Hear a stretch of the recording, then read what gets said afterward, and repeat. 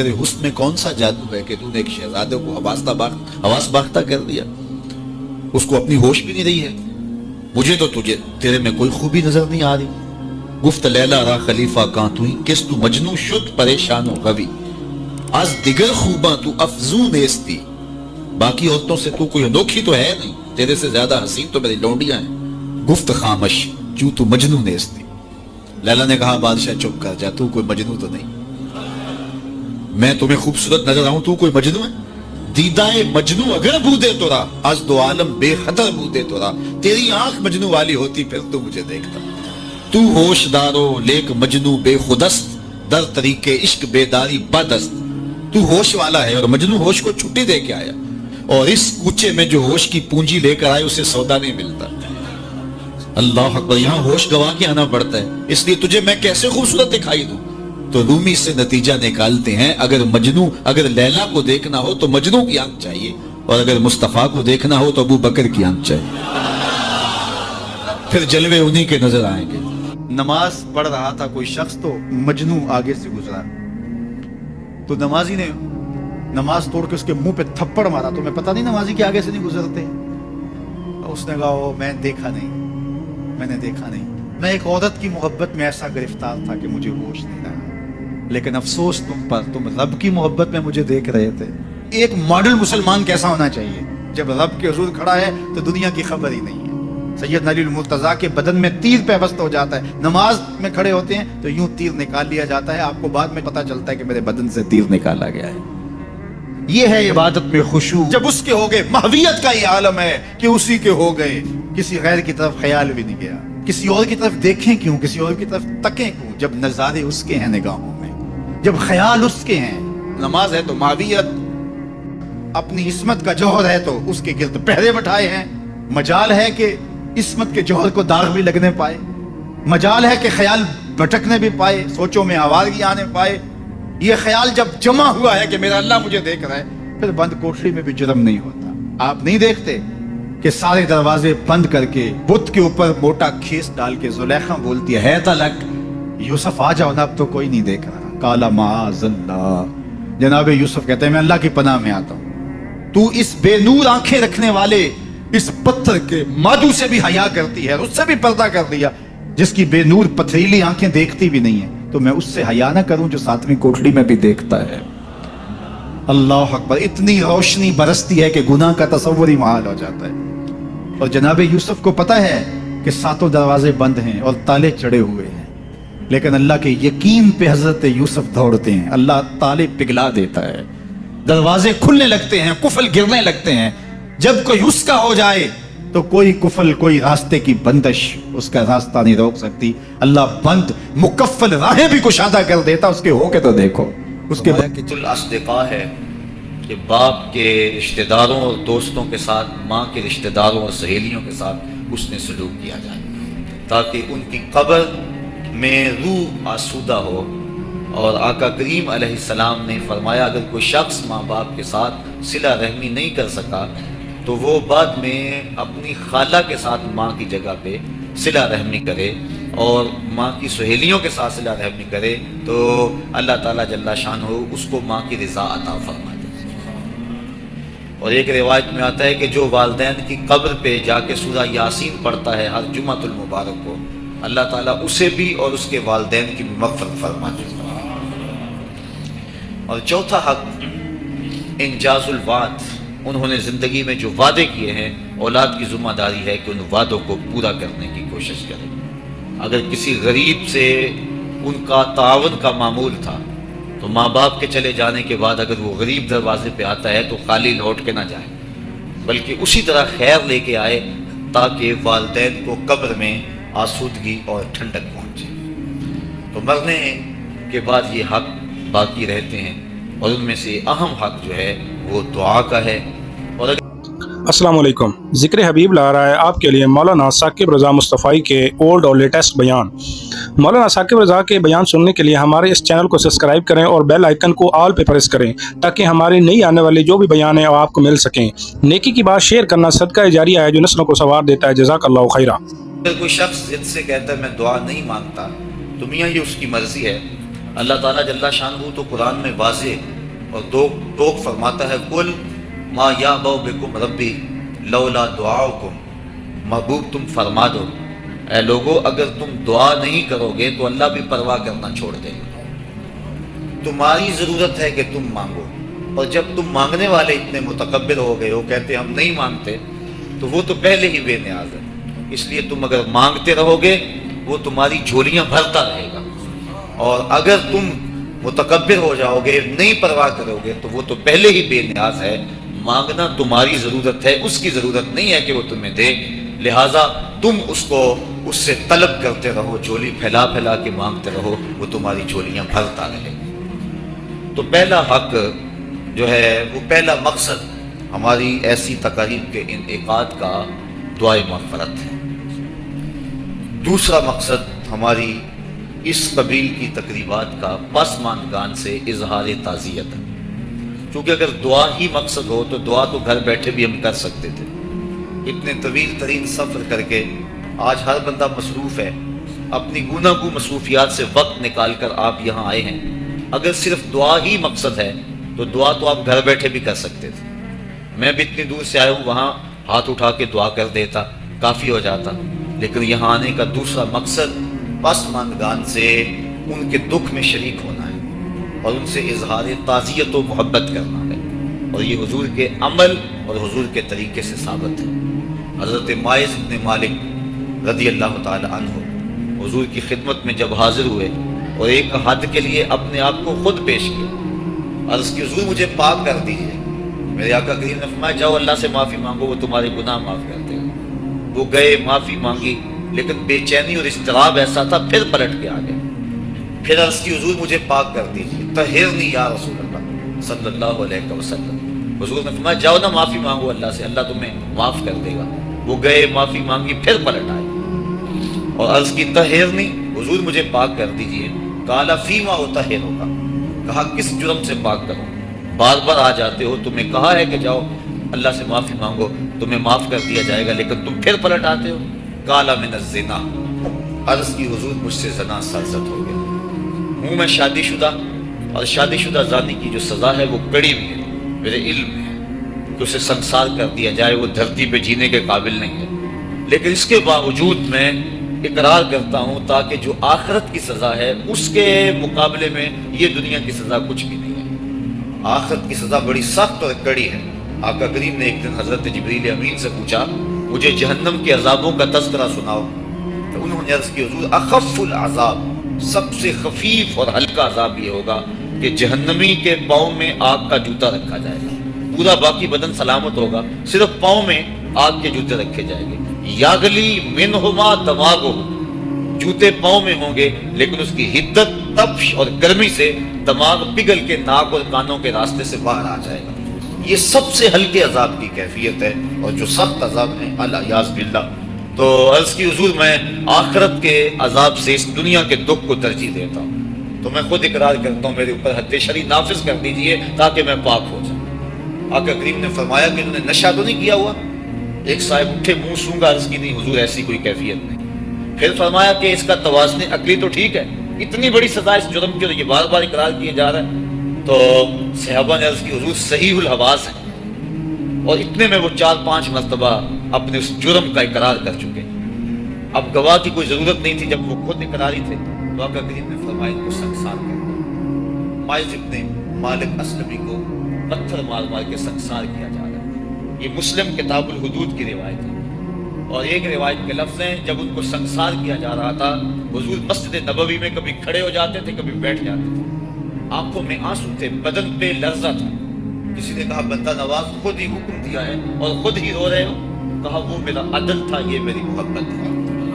مبتلائے درد ہو کوئی عذب روتی ہے آنکھ، کس قدر ہم درد سارے جسم کی ہوتی ہے آنکھ۔ تو جب ماعز ابن مالک اسلمی کو سنسار کر دیا گیا تو حضور ان کے جنازے کے لیے خود گئے۔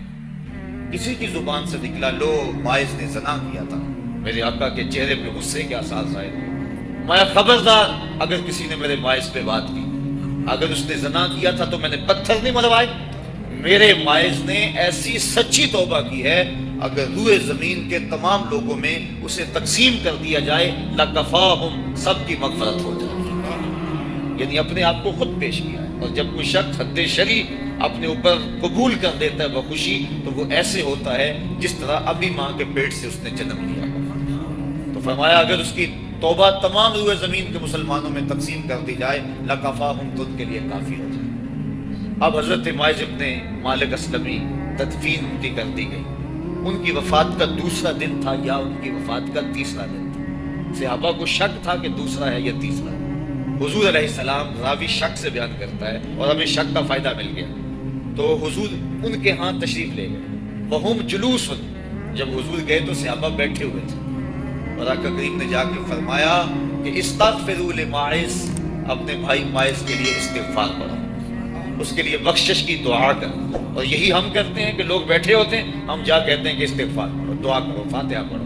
تو حضور علیہ السلام گئے، صحابہ لفظ ہے وَهُمْ جُلُوس، وہ بیٹھے ہوئے تھے. اور آقا کریم نے فرمایا استغفروا لماعز، مائز ابن مالک کے لیے مغفرت کی دعا کرو، ان کے لیے ہاتھ اٹھاؤ. صحابہ نے حضور کی معیت میں ان کے لیے استغفار کیا اور مغفرت کی دعا کی. اب سوال یہ ہے کہ اگر دعا ہی مقصود تھا تو دعا تو مسجد نبوی میں بھی ہو سکتی تھی، حجرہ عائشہ میں بھی ہو سکتی تھی، ستون تہجد کے پاس بھی ہو سکتی تھی. دعا نماز جنازہ خود دعا ہے. پھر میرے آقا فرما چکے ہیں اس کی توبہ تو اوروں میں بانٹی جائے تو ان کی بھی مغفرت ہو جائے. پھر حضور ان کے ہاں کیوں گئے؟ اس لیے کہ ان کے پسماندگان سے تعزیت کرنی تھی. اور جن کے گھر حضور گئے ہوں گے کوئی دکھ رہا ہوگا. وہ کیا کسی نے کہا تھا کہ یہ الگ بات ہے کہ تم آئے ہو تو کوئی نہیں، یہ الگ بات ہے کہ تم آئے ہو تو کوئی نہیں، ورنہ درد تو یہاں ہزار رہتے ہیں. تو جس گھر میں حضور چلے گئے ہوں گے وہاں کوئی دکھ تو نہیں رہا ہوگا، وہاں تو سکھوں کے سویرے ہو گئے. انہیں تو خوشی ہوگی کہ آج آقا کے قدم ہمارے گھر آئے. ایسے دکھاں تو سکھ ہماری، ایسے دکھ اور جن پر سکھ بھی قربان کر دیں. تو حضور ان کے گھر جا کے جو مغفرت کی دعا کی ہے، تو یہ ہمارے لیے ضابطہ اور عمل چھوڑا کہ مرنے والوں کے پسماندگان سے جا کے تعزیت کرنا حضور کی سنت اور حضور کا طریقہ بن جائے. جیسے میں اور آپ اپنے ان عزیزوں کے ہاں آئے ہیں اور ہمارا مقصد ان کی ڈھارس بنانا ہے، کیونکہ ان کا وہ رشتہ اس دنیا سے چلا گیا جس کا بدل زمانے میں نہیں. اللہ تعالیٰ جل شانہ نے ایسا رشتہ ماں کی صورت میں پیدا کیا ہے. جنت کی چھاؤں کا دنیا کے اوپر روپ ہے ماں کی ذات. جنت کی گھنی چھاں ہے ماں کا وجود. اور اللہ نے اپنی رحمتوں کو اگر کوئی صورت دی ہے تو وہ ماں کا روپ ہے. اور ماں کے سینے میں وہ تڑپتی ہوئی ممتا اور محبت کے وہ پگھلتے ہوئے جذبات رکھے گئے ہیں کہ دنیا پر ماں کے پیار کا بدل نہیں ہے. میں کہا کرتا ہوں آج کوئی شے بھی خریدنے نکلیں تو آپ وثوق سے نہیں کہہ سکتے یہ خالص ہے. ہر شے 2 نمبر دستیاب ہے، ہر شے میں ملاوٹ ہے، لیکن ایک چیز آج بھی ملاوٹ سے پاک ہے اور وہ ماں کا پیار ہے. ماں کی محبت آج بھی کھری ہے اور آج بھی اس میں کوئی ملاوٹ نہیں. بچہ بوڑھا بھی ہو جائے لیکن ماں کے لیے وہ بچہ ہوتا ہے. ماں کی دعائیں اسی طرح اس کے لیے ہوتی ہیں اور بچہ آغوش مادر میں آ کر پھر طفل سادہ رہ جاتا ہے. یہ ماں کا پیار اور ماں کی محبتیں. ایک شاعر نے ماں کی محبت کا نقشہ کھینچتے ہوئے کیا خوبصورت بات کہی. وہ کہتا ہے مدت ہوئی میری ماں نہیں سوئی تابش، میں نے ایک بار کہا تھا مجھے رات کو ڈر لگتا ہے. کہا سحری کے وقت میں نے ایک بار اٹھ کے رات کو چونک کر کہا تھا مجھے رات کو ڈر لگتا ہے.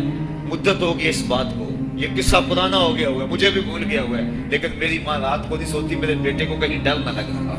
یہ ماں کے پیار کا روپ ہے.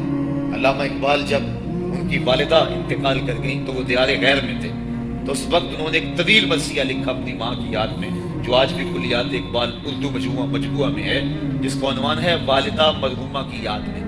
اس کے اندر لکھتے ہیں آہ اب وطن میں ہوگا کس کو میرا انتظار، آہ وطن میں ہوگا اب کس کو میرا انتظار، کون میرا خط نہ آنے سے رہے گا بے قرار، آرزو لے کر تیری خاک مرکت پہ آؤں گا، اب دعائے نیم شب میں کس کو میں یاد آؤں گا. کون پچھلے پہر اٹھ کے دعا کرے؟ ہر ایک سے کہنا پڑتا نا جناب دعا کرنا، مولوی صاحب سے بھی عرض کرنا پڑتا حضور دعا میں یاد رکھنا، پیر صاحب سے گزارش کرنا پڑتی ہے جناب مجھے دودھ راتوں میں اور چاندنی راتوں میں مجھے یاد رکھنا. हाजी को, मोतमिर को कहना पड़ता जनाब दियारे हरम में जा रहे हो और दियारे हबीब में जा रहे हो, वहां मुझे दुआ में याद रखना। सेने हरम में भी और जाली के सामने भी हर एक को कहना पड़ता है कि मुझे दुआ में याद रखना। कभी माँ को भी कहना पड़ा कि अम्मी दुआ में याद रखना। माँ के हाथ वैसे उठे रहते हैं और जब माँ के हाथ उठ जाएं इजाबत के सारे दरवाजे खुल जाते हैं। मैंने पढ़ा कुतुब हदीस में जो दुआएं रद्द नहीं होती उनमें से एक माँ की दुआ है। जब माँ हाथ उठा दे तो जन्नत के सारे दरवाजे खुल जाते हैं। और ये लाजमी नहीं है कि माँ राबिया बसरिया हो तो फिर ही उसकी दुआ कबूल होती है। उपले थापती हुई माँ और लेपा पोती करती हुई माँ जो है वो मिट्टी से भरे हुए हाथ उठा दे तो अल्लाह उन हाथों को भी खाली नहीं मोड़ता। माँ जब बोलती है तो उसके लहजे में जिब्रील बोलता है। माँ जब मुस्कुराती है लगता है जन्नत की सारी कलियां खिल उठी हैं। माँ के चेहरे की रौनक और माँ के चेहरे की जो है वो खुशी बेटे के दिल को हकीकी करार और हकीकी तस्कीन देती है। जो ठंड माँ के साथ नसीब होती है वो कायनात में किसी और जगह पे नहीं है। जो घना साया माँ के दामन में है वो किसी और जगह मुयस्सर नहीं हो सकता है। वो क्या कहा था किसी ने कि 5 स्टार होटलों में खाना खाने में वो लज्जत कहाँ जो चूल्हे पर बैठ के माँ के हाथों से पकी हुई चपातियां खाने में आता है। आली जनाब हजरत साहब क्या क्या स्टेट सेक्रेटरी नाम लेते हैं लेकिन वो लुत्फ कहाँ जो माँ ओए बबलू ओए पप्पू और ओए मिठू कह के पुकारती है। जो मिठास उन लफ्जों के अंदर है वो बड़े और भारी और भरकम अल्फाज और खिताबात के अंदर कहाँ है। ऊंची कुर्सी पे बैठने का वो लुत्फ नहीं है जो माँ के कदमों में बैठने का है। अल्लाह ने माँ के रूप के अंदर एक मोहब्बत और एक उल्फतों का एक ऐसा दरिया दिया है कि जिसके अंदर इंसान जब जाता है तो उसके दुखों के सारे मैल धुल जाते हैं और वो बिल्कुल आसूदा हो जाता है। ये माँ का रूप है, ये माँ का प्यार है। तो माँ का बिछड़ जाना, इस दुनिया से चले जाना, ये ऐसे ही होता है जिस तरह को बंदा घने साए में खड़ा हो तो अचानक उसको धूप में खड़ा कर दिया जाए, फिर उसे पता चलता है कि कितना घना साया था।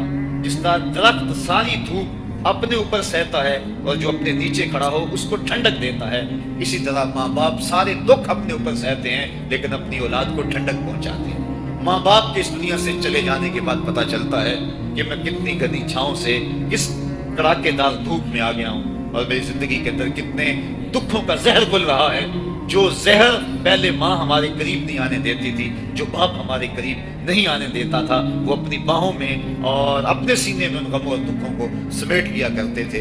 तो माँ बाप का इस दुनिया से चले जाना ये एक ऐसी महरूमी है। मैं और आप तो हैसियत ही भला क्या रखते हैं। मेरे और आपके आका व मौला ने भी इस रिश्ते की कमी का एहसास फरमाया। अल-हाविल फतावा के अंदर इमाम सयूती ने इस वाक़या को लिखा। एक दिन हुजूर हुजरा आयशा से मस्जिद नबवी में आए। ताहद नजर सहाबा हुजूर के इंतजार में बैठे हुए थे। यूं ही हुजूर को देखा अदब से खड़े हो गए। वो वक्त बीत गए जब लोग पत्थर मारते थे। अब ये मदनी दौर है, हुक्म हो गया कि मेरे नबी की आवाज से आवाज भी ऊंची नहीं कर। वो लम्हे बीत गए जब लोग आवाजें कसते थे। अब हुक्म हो गया मेरे नबी से मसला भी पूछना है, पहले घर जाओ, सदका लो, फकीर ढूंढो, खैरात करो, फिर मेरे नबी की चौखट पे तुम्हें पता चले कितनी ऊंची बारगाह में जा रहे हो। तो ये अदब के जाविये और अदब के करीने तय करना पड़ते हैं। हुजूर आए, मस्जिद में कदम रखा, ताहद्दे नजर सहाबा से अदब से खड़े हो गए।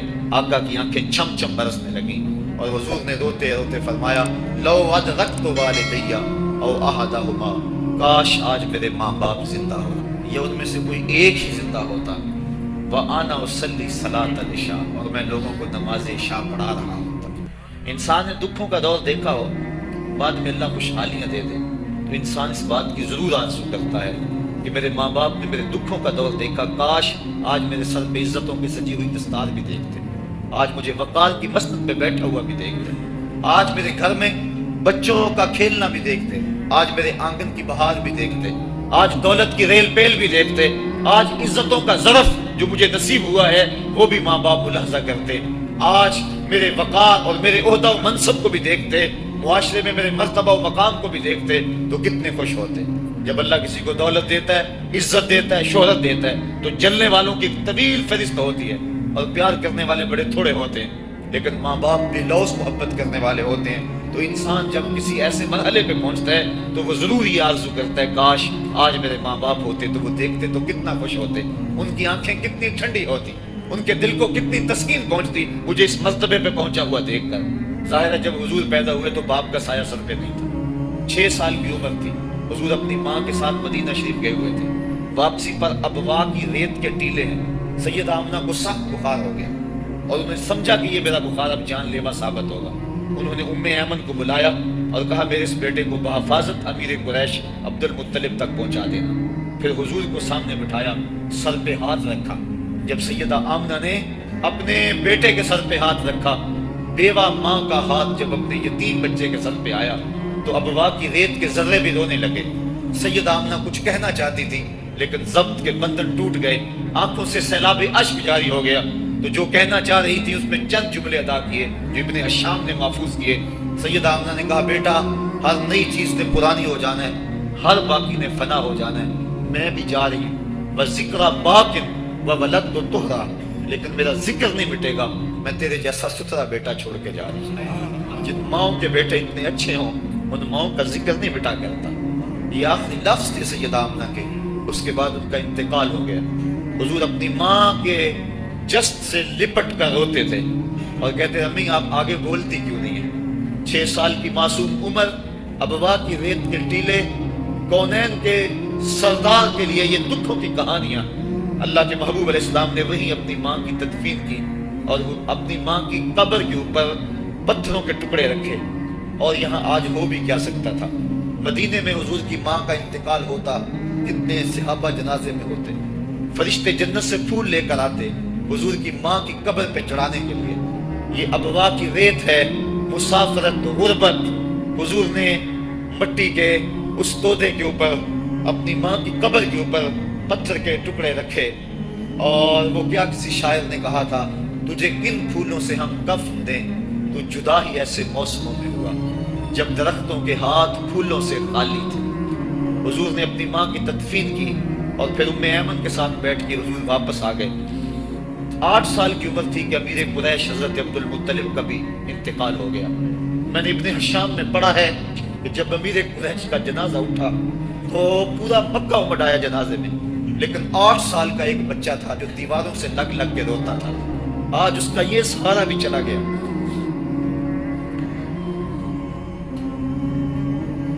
8 سال کی عمر میں حضرت عبد المطلب کا بھی انتقال ہوا۔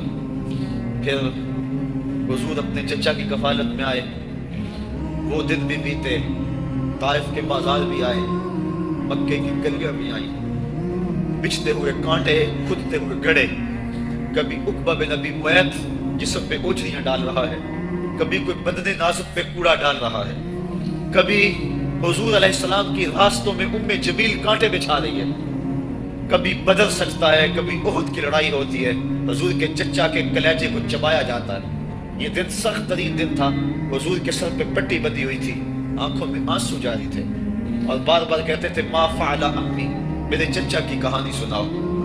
تو بڑے مشکل اور زہرہ گداز حالات پیش آئے، لیکن آج حضور حجرہ عائشہ سے نکلے، تا حد نظر صحابہ ادب سے کھڑے ہو گئے، آقا کی نظر پلٹ کے پیچھے چلی گئی، ابوا میں جا کے رکی اور میرے آقا کی آنکھوں سے آنسو ٹپکنے لگے اور فرمایا کاش آج میری ماں زندہ ہوتی، وَأَنَا أُصَلِّي صَلَاةَ الْعِشَاءِ، اور میں لوگوں کو نماز عشاء پڑھا رہا ہوتا، وَأَقْرَأُ فِيهَا بِفَاتِحَةِ الْكِتَابِ، اور اس میں سورہ فاتحہ کی تلاوت کر رہا ہوتا، پھر میری ماں کو میرے ساتھ کوئی کام یاد آ جاتا، وہ دروازے پر آتی، چلمن سرکاتی اور اپنے میٹھے اور مد بھرے لہجے میں مجھے بیٹا محمد کہہ کے آواز دیتی، فرمائے لوگوں میں اپنی نماز کو چھوڑ کے پہلے ماں کی بات کو سنوں۔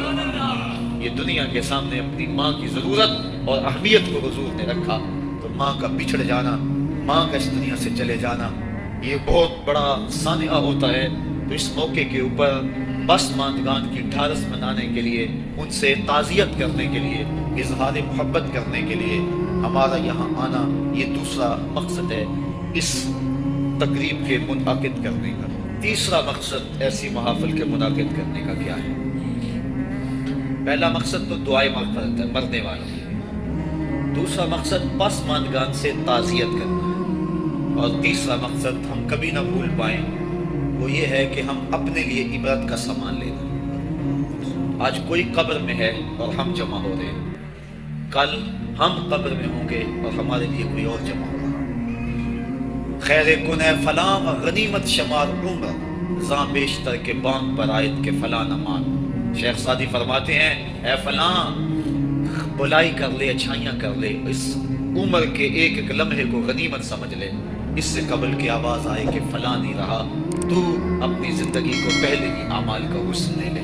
تو یہ وقت میرے اور آپ کے اوپر آنے والا ہے کہ ہمارے لیے بھی لوگ جمع ہو رہے ہیں۔ ہم قبر میں اب تنہائیوں اور قبر کی پہنائیوں میں موجود ہوں گے اور لوگ ہمارے لیے جمع ہو رہے ہوں گے قبل اس سے کہ وقت آئے کوئی حجت باقی نہ رہے، مجھے اور آپ کو اپنے اعمال کی اصلاح کر دینی چاہیے۔ امام غزالی نے ایک بڑی خوبصورت بات لکھی، آپ فرماتے اللہ نے مرنے والوں کے ذریعے سے جو باقی زندہ بچ گئے ہیں ان پر احسان کیا۔ عرض کی گئی احسان کیسے؟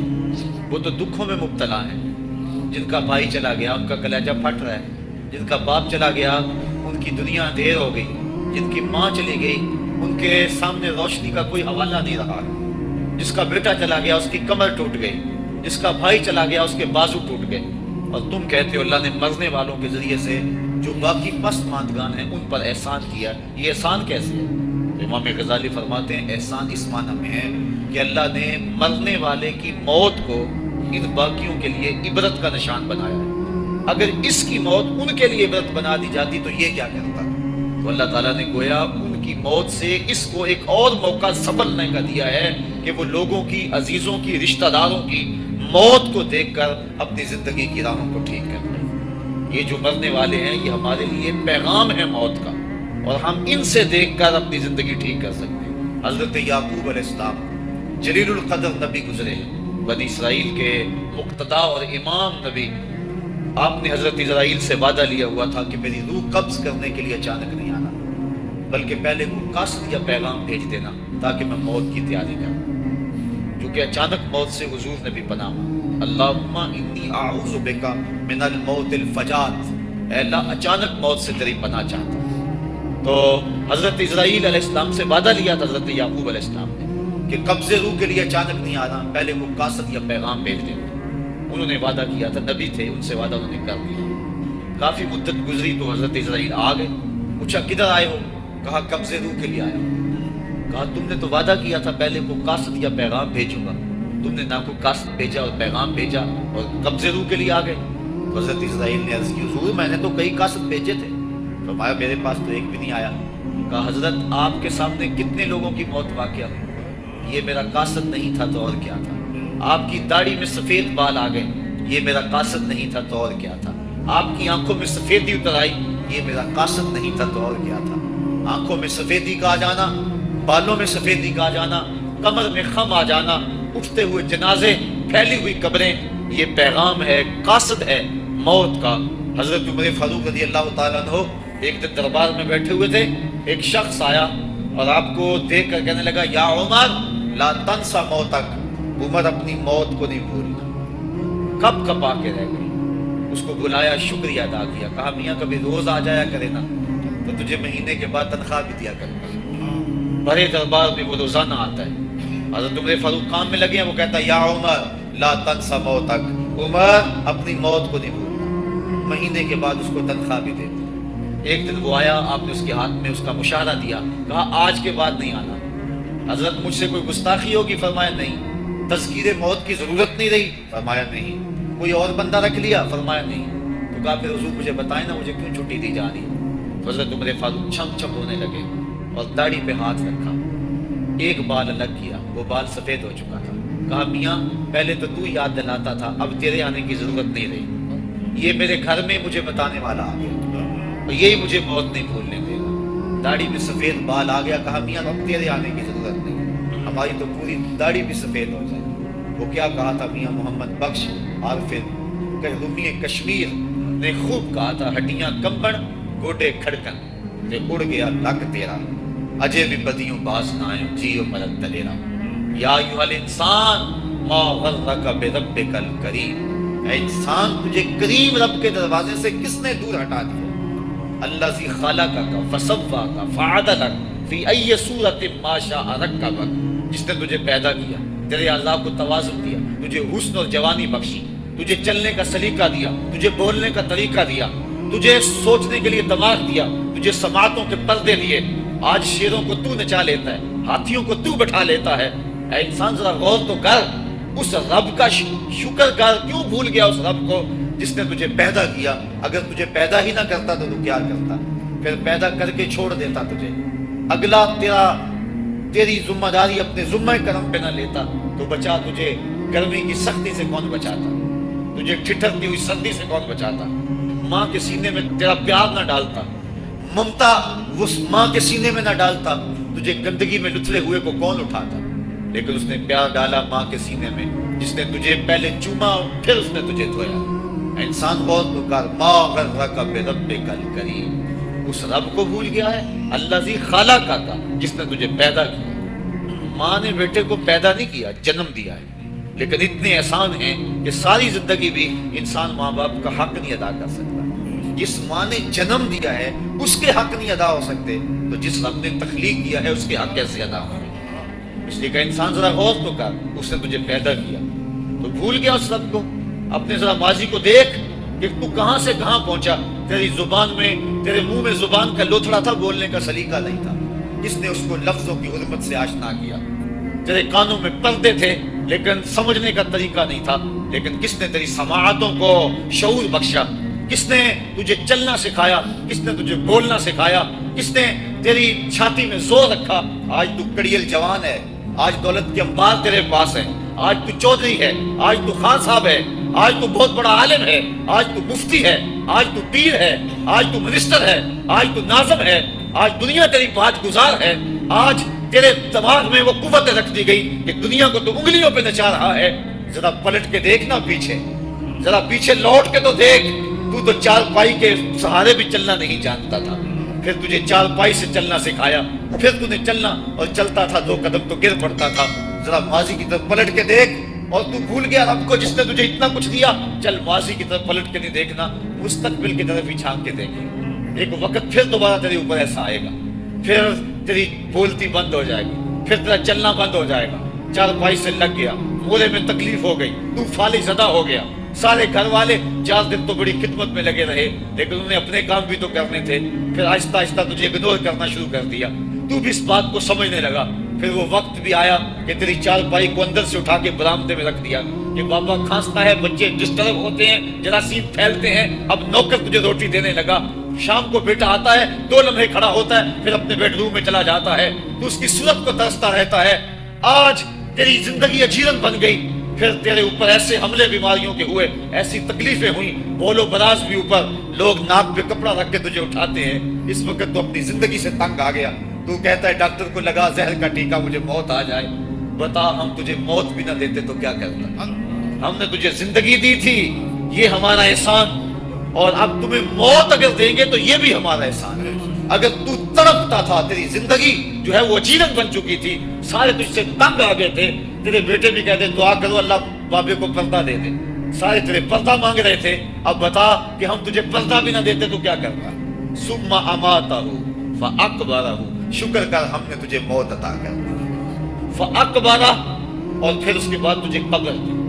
کتا بھی تو مرا تھا، گھسیٹ کے روڑی پہ ڈال دیا، بکری بھی تو مری تھی، گھسیٹ کے روڑی پہ ڈال دیا، تجھے بھی روڑی پہ ڈال دیا جاتا تو کیا تھا؟ لیکن کہا نا یہ میرا شاہکار ہے، پہلے سے غسل دو، بیری کے پتے بھی ڈال لینا، صفائی خوب ہو جائے، اس کو چٹے لباس کا کفن دو، اس کے سند سند پہ خوشبو ملو، اس کو سلگاؤ، خوشبوئیں سلگاؤ، اس کو خوبصورت چارپائی پہ ڈالو، اس کے اعضائے سجدہ پہ مشک ملو، اور اس کی جو ہے وہ چارپائی کے دائیں بائیں پھول رکھو، اور اب سارا زمانہ تیرا منہ دیکھنے آ رہا ہے، ذرا سوچ تیرا منہ دکھانے کے قابل ہے؟ اور پھر کہا اب اس کو اٹھاؤ قبرستان میں لے چلو، زمانہ آ گیا، تو آج دولہا بنا ہوا ہے اور زمانہ تیری برات بنی ہوئی ہے، اور کہا کہ ایک آدمی نہ اٹھائیں، اس کا پروٹوکول ہے اس کو 4 آدمی اٹھائیں، کندھا بھی بدلتے رہیں، کہا زیادہ تیز بھی نہ چلنا، میرے شاہکار کو کہیں جھٹکا نہ لگے، اور پھر تیرا پروٹوکول امام کعبہ بھی ہو تو وہ پیچھے ہے، تیری لاش آگے۔ تو نے ہمارے ساتھ کیا کیا، ہم نے تیرے ساتھ کیا سلوک کیا؟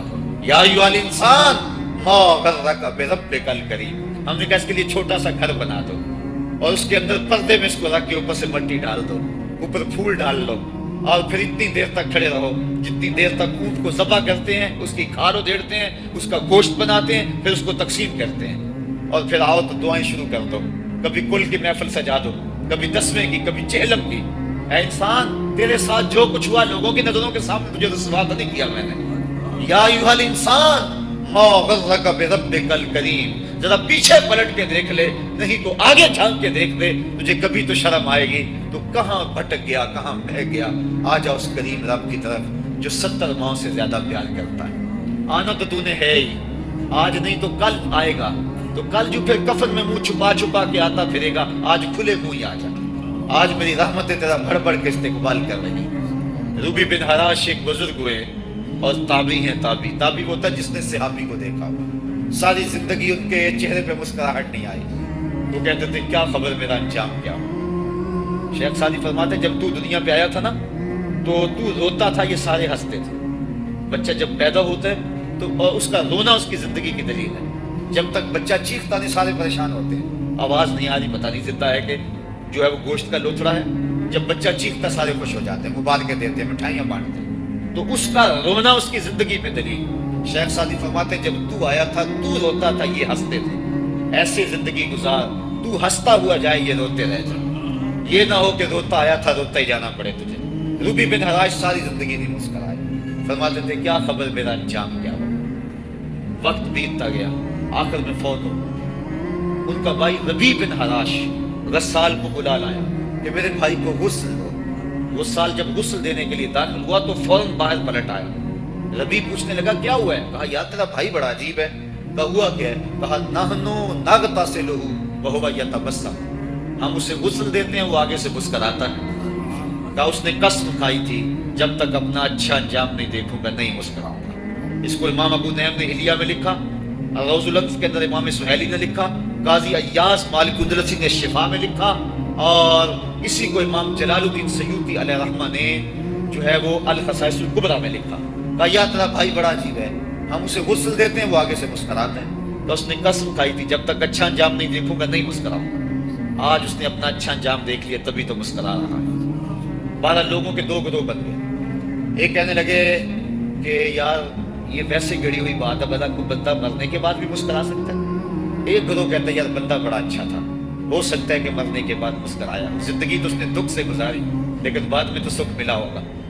اتنے میں انہیں غسل دے دیا گیا اور لوگ اکٹھے ہو کے ان کے گھر آ گئے، انہیں کفن دے کے پٹڑے پہ ڈال دیا گیا۔ ربیع بن حراش نے جب لوگ باتیں کر رہے تھے، کوئی کہہ رہا تھا صحیح ہے، کوئی کہتا ہے غلط تھا، تو اس نے کفن سے ہاتھ باہر نکالا اور لوگوں کو کہا السلام علیکم۔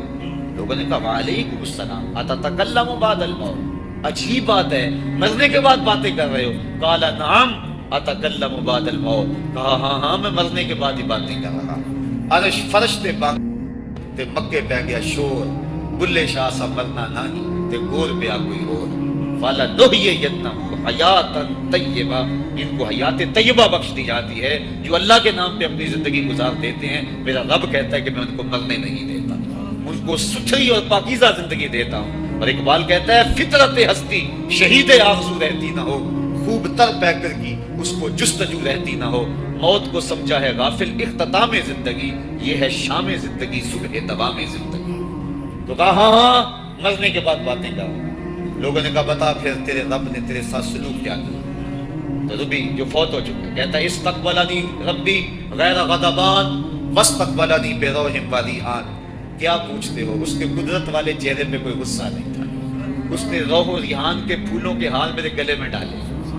لوگوں نے باتیں پوچھنا شروع کر دی، موقع مل گیا ایک مردہ بول پڑا، کوئی ادھر کی پوچھ رہا ہے، ادھر کی پوچھ رہا ہے۔ امام ابو نعیم لکھتے ہیں کہ جب لوگوں نے سلسلہ کلام طویل کر دیا تو ربیع بن حراش نے کہا اجلوا بی ولا تؤخروا بی لأن ابا القاسم ينتظر علیہ السلام، دیر نہ کرو مجھے جلدی جلدی قبرستان میں لے جاؤ، تم مجھے باتوں میں لگا رہے ہو، امام الانبیاء میرے جنازے کا انتظار فرما رہے ہیں۔ لوگوں نے جنازہ پڑھا اور اپنے گھروں میں آنے کے بجائے سیدھا ام المومنین حضرت عائشہ صدیقہ رضی اللہ تعالی عنہا کی چوکھٹ پہ چلے گئے اور جا کے سارا ماجرا کہا۔ وہ ابھی باقاعدہ حیات تھی، کہا ایک آدمی نے مرنے کے بعد یوں باتیں کی ہیں، آپ اپنی رائے بتائیں کہ یہ کیا ہو سکتا ہے۔ تو ام المومنین رضی اللہ تعالی عنہ نے فرمایا تم کیوں پریشان ہو گئے ہو، میرے سرتاج آقا فرما گئے ہیں کانا رجل من امتی یتکلم بعد الموت، میری امت میں ایسے مرد بھی ہوں گے جو مرنے کے بعد باتیں کیا کریں گے۔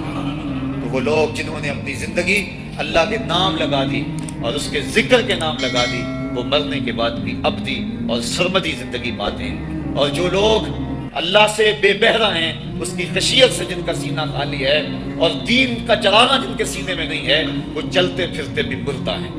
ان کے سینے میں دھڑکتا ہوا دل تو ہے لیکن تمانیت کا دودھ اس میں نہیں رکھتے ہیں۔ وہ دھرتی کے اوپر چلتے تو ہیں لیکن دھرتی کا بوجھ ہیں، لیکن یہ لوگ وہ دھرتی کی چھاتی میں ہیں لیکن دھرتی کا وقار ہے۔ ان کی قبروں سے بھی زندگی پھوٹ رہی ہے اور ضیائیں پھوٹ رہی ہیں۔ میں جب بھی کبھی لاہور گیا ہوں تو ایک منظر مجھے اپنی طرف کھینچتا ہے۔